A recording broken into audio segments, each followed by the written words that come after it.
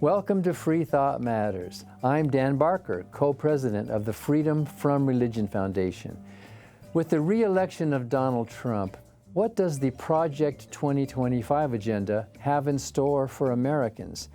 FFRF staffers Ryan Jane and Mark Dan will speak with the chairman of the Congressional Freethought Caucus, Jared Huffman.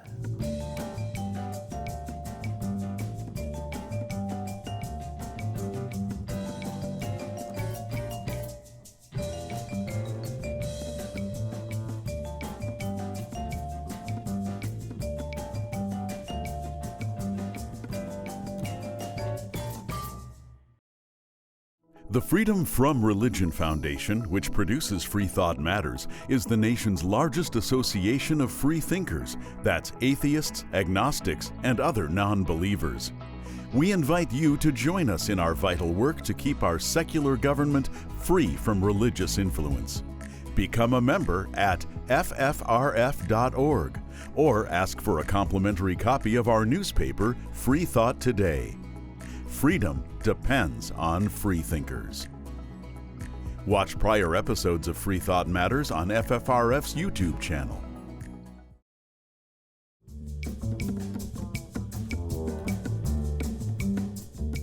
How do we fight for our secular government after the election? I'm Ryan Jane, Senior Policy Counsel with the Freedom from Religion Foundation. And I'm Mark Dan, Director of Governmental Affairs with the Freedom from Religion Foundation as well. Our special guest today is U.S. Representative Jared Huffman, co-chair of the Congressional Freethought Caucus and the Stop Project 2025 Task Force. He'll be a leading figure of opposition to President-elect Trump's expected implementation of Project 2025. Today, we'll talk with Representative Huffman about how he and his allies are going to be fighting back and standing up for those of us who care about the separation of religion and government. Congressman Huffman represents California's 2nd Congressional District, which is just north of San Francisco, and he's also the only openly humanist member of Congress.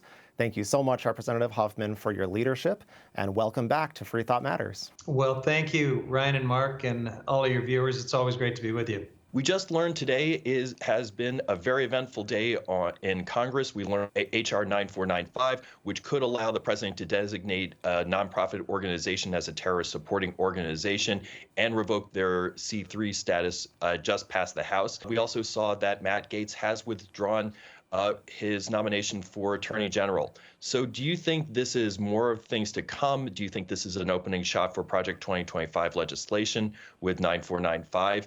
And do you think with Matt Gaetz, the Republicans have discovered a limit of what they will sign on to? Yeah, good question. So with 94945, I don't know if this was an actual play from the Project 2025 agenda or if it was just poorly conceived legislation that everybody's looking carefully at now that we have Trump coming back and unified Republican governance, and people are realizing that this is not the kind of power you want to give to these folks in this moment, especially. So whichever the case, it's a bad bill, and we will need to do everything we can to keep it from getting enacted, whether in this Congress or the next. Matt Gaetz is an interesting story because I think some of us believe that he was never expected to be confirmed, much less become the Attorney General. It's a preposterous nomination. Mm-hmm. But it was a pretty clever way for them to choreograph some protection for Matt Gaetz, who was about to be exposed in an scathing ethics committee report and probably booted out of Congress. And so, the choreographed play is Gaetz resigns, gets nominated for AG. They shut down the ethics committee like literally days before that report was about to come out. And then he says, never mind, and steps back because we knew he was never going to get confirmed. There's a question now about whether he will come back in the 119th Congress because he resigned from the 118th Congress. But he was reelected to the 119th Congress, so he can show up on January 3rd, I believe, is the swearing-in day, and take his seat in the next Congress. And I will predict that he will do that. And he will then argue, probably with some support from Trump and Speaker Johnson, that whatever the Ethics Committee did in the 118th Congress, they have to start all over again if they want to look into him in the 119th. And so, it's just absolute gamesmanship and crazy, kind of this stuff that you would see in a Netflix drama about how Congress works, whatever the one with Kevin Spacey was. I forget the name. With House of Cards, but it also House sounds of more like Cards. an episode. Yes. Yeah. This is just a full House of Cards episode. Just wild of what we're seeing. And obviously here we're very concerned about what this means for Congress, where we're going from there. So just given the results of the election, what would you say to folks in the secular community who feel alarmed about the election results, and where do we go from here? Yeah, no one should feel good, I think, about these election results. We should all have our eyes wide open about what's coming our way. And our unity and our focus is going to be more necessary than ever, because we weren't just throwing out idle threats when we talked about what this Project 2025 agenda was going to do. It's real, and now it's going to be upon us. So there are a few things that I think the secular community can take heart in. The Christian nationalist vote was a huge part of how Trump won and how these MAGA Republicans won. And fundamentalist Christians have basically ceased stopping Democrats, kind of pretty much full stop. But free thinkers and nuns and atheists and agnostics and humanists are becoming one of the strongest and most reliable parts of the Democratic Party base. And I think people are beginning to notice that. And with the demographic changes in this country, with nuns becoming the fastest growing religious demographic, and already at the point where nuns outnumber, most traditional religious denominations, Christian denominations, there is a sort of coming into our own element that's going on demographically and politically, and I think people should understand that. I hope that you're right, Congressman, that people will start to pay more attention in future elections. Meanwhile, you chaired the Stop Project 2025 task force. Could you talk a little bit about the importance of that, which of course, we were all hoping that would be work that was not relevant in the future, but unfortunately it's becoming tremendously relevant. Can you talk about some of the ways that that work will inform the strategic plan moving forward, both legislatively and in terms of kind of talking in the public sphere? One of the reasons I wanted to do this task force is because I believe the work would be a twofer. It would be hugely valuable to educate the American people and members of Congress about this Trump Project 2025 agenda.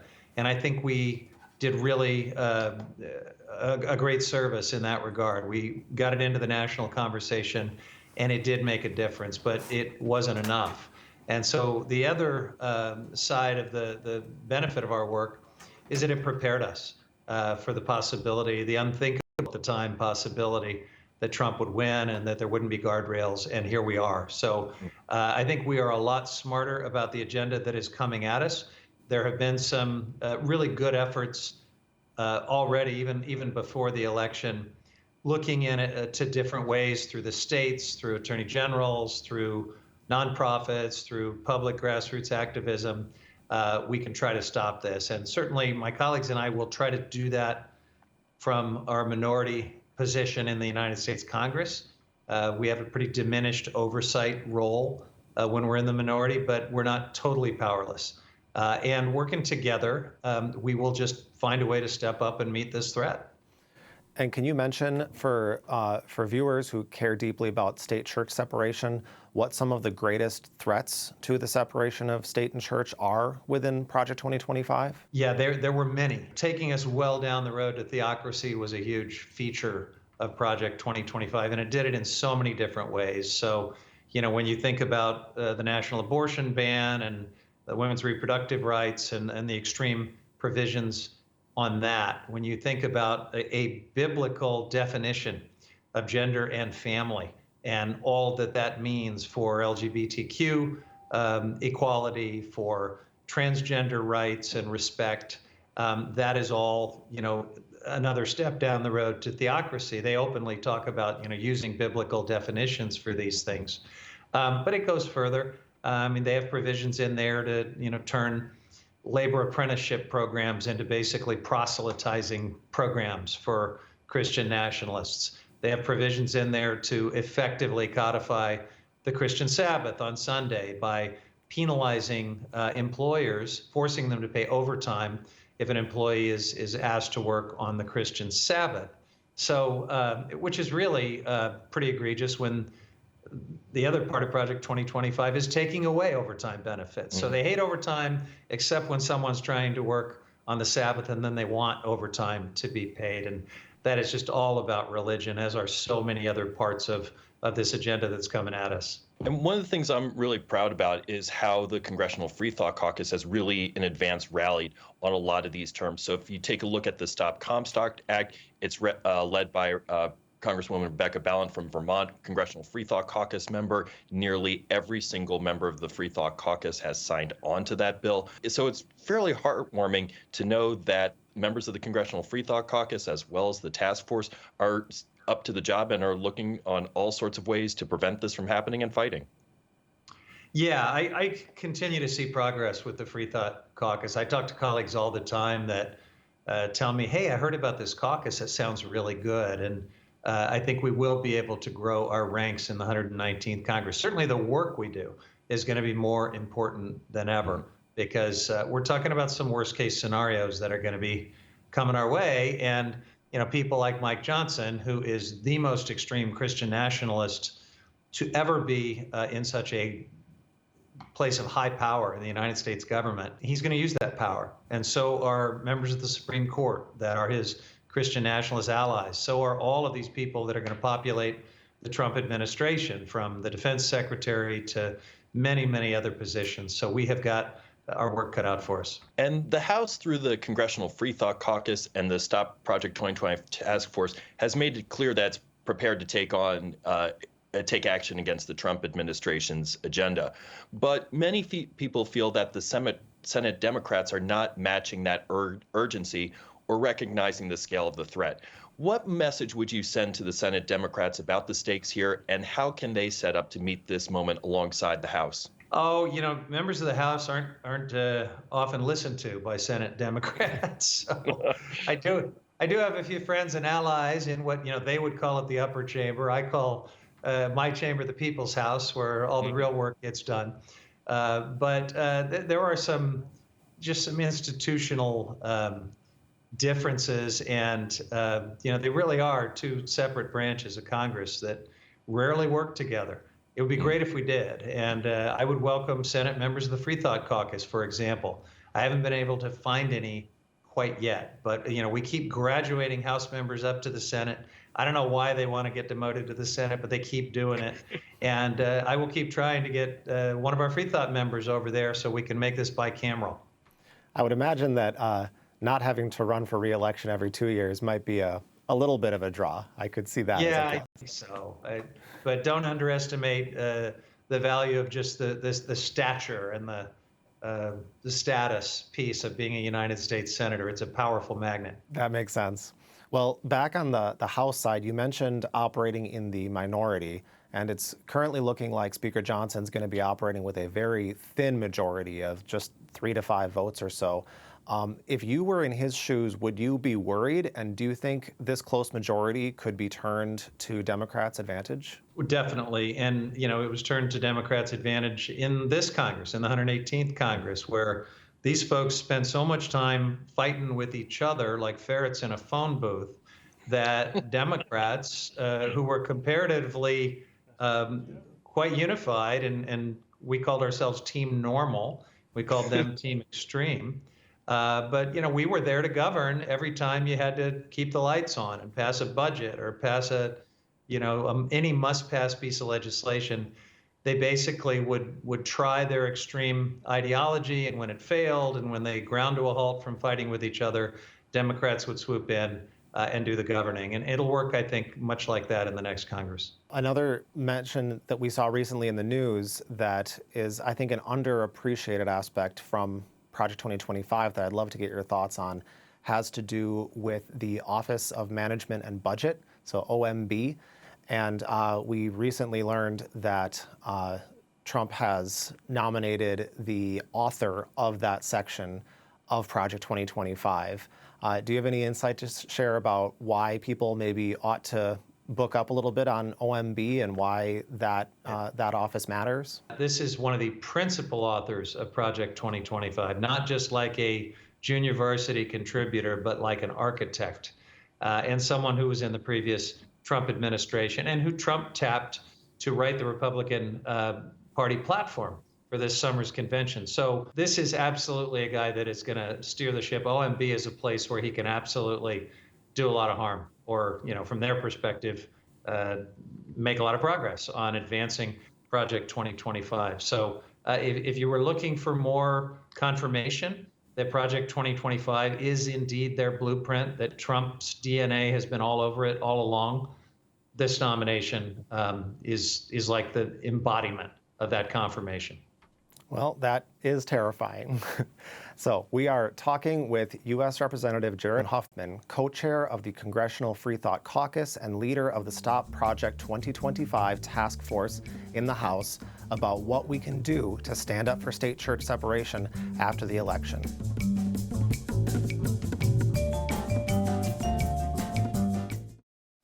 Hi, I'm Ron Reagan, an unabashed atheist. When I first recorded that commercial back in 2014, being openly atheist in America was still fairly uncommon. Today, the fastest growing religious group in the country is the non-religious, especially among the young. That progress is heartening, but the religious pushback is fierce and the forces of Christian nationalism are well organized. Our progress won't continue unless we work together so that reason and our secular constitution will prevail. That's why I'm asking you to join the Freedom from Religion Foundation, the nation's largest and most effective association of atheists and agnostics working to keep state and church separate, just like our founders intended. Please join the Freedom from Religion Foundation today. Ron Reagan, lifelong atheist, not afraid of burning in hell. My name's Jarvis, and I'm an out-of-the-closet atheist. There are many reasons why I'm an atheist, but I'll start with the crudest explanation. I'm sure many of you have seen Clash of the Titans or The Immortals or 300, these blockbuster films about ancient Greek or Roman religion, which we now call mythology. But back then it wasn't mythology. It was very real for them. They genuinely believed that you had to put a coin in a person's mouth before they were buried so that they could pay for the literal ferry to the afterlife. Just as many people today believe that they should eat crackers and wine on a Sunday, or that God wants women to hide their bodies under black burqas. Every religion that has ever existed, and there are many, have all believed that they were right, that their rituals and rules and beliefs were 100% correct, and they all thought they nailed it. But where are they today? If they're not completely forgotten, they're on the silver screen, amusing us with their sword fights, animal sacrifices, and oracles. The religions of today are the entertainment of tomorrow. Everyone, I hope, is an atheist about Zeus and Apollo, Juno and Poseidon. I just added Jesus and Muhammad to that list.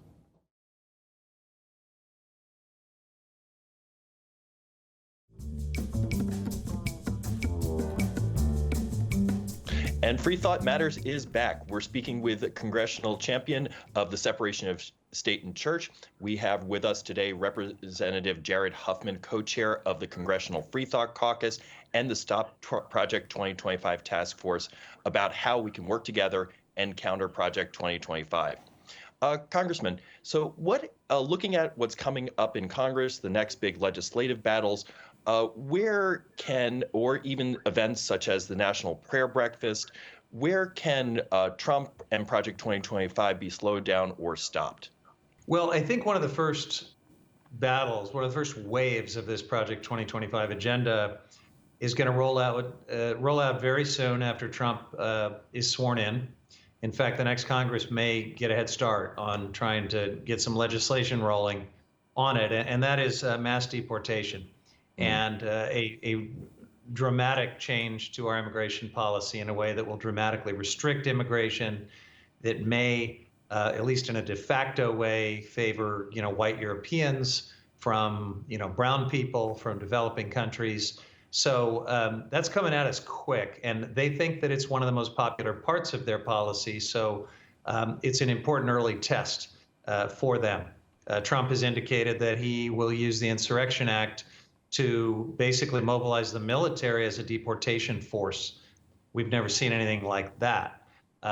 So I guess my point in warning about that is to kind of bring up the old poem from Nazi Germany, right? First they came from the communists, and I was not a communist, so I did nothing, and so on and so forth. And pretty soon there was no one left to stop when they came for me. We need to regard these early waves of the Project 2025 agenda in the same way.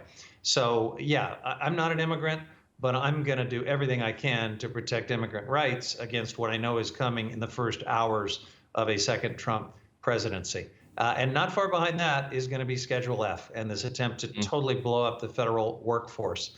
And, you know, we may not be federal employees, but you need to care a lot about what that's going to do to the competency and the independence of our federal workforce and the role that it plays as a check and balance against politicization and abuse by folks like Trump. So those are the two like immediate tests that are going to be really important to stop. And if we can blunt them, if we can limit the damage, if we can stop them, that's a real good indication that, you know, we can weather this storm.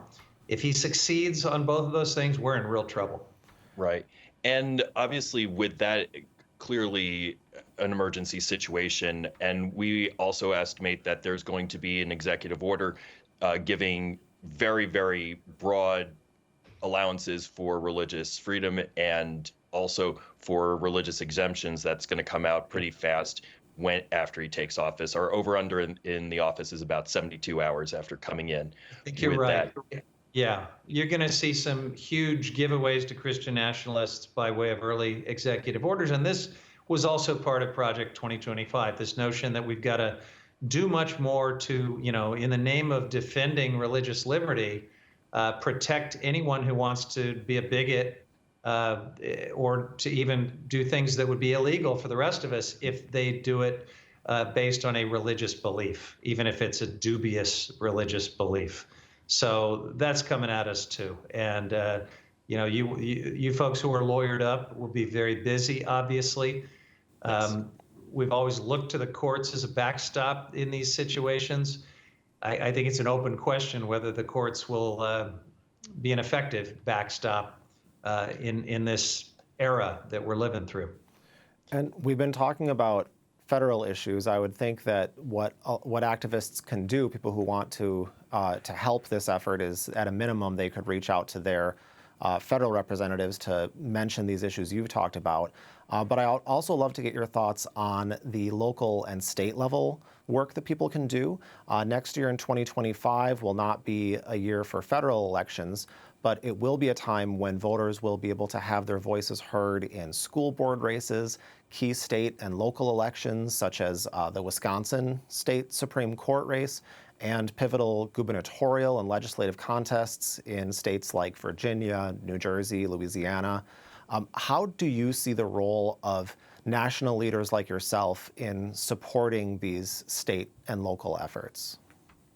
Well, I will try to do what I can. I think many of my colleagues at the national level feel the same way. But, you know, at some point, the American people are going to have to really take ownership of these local and state races that can be so important, especially given what we know is coming.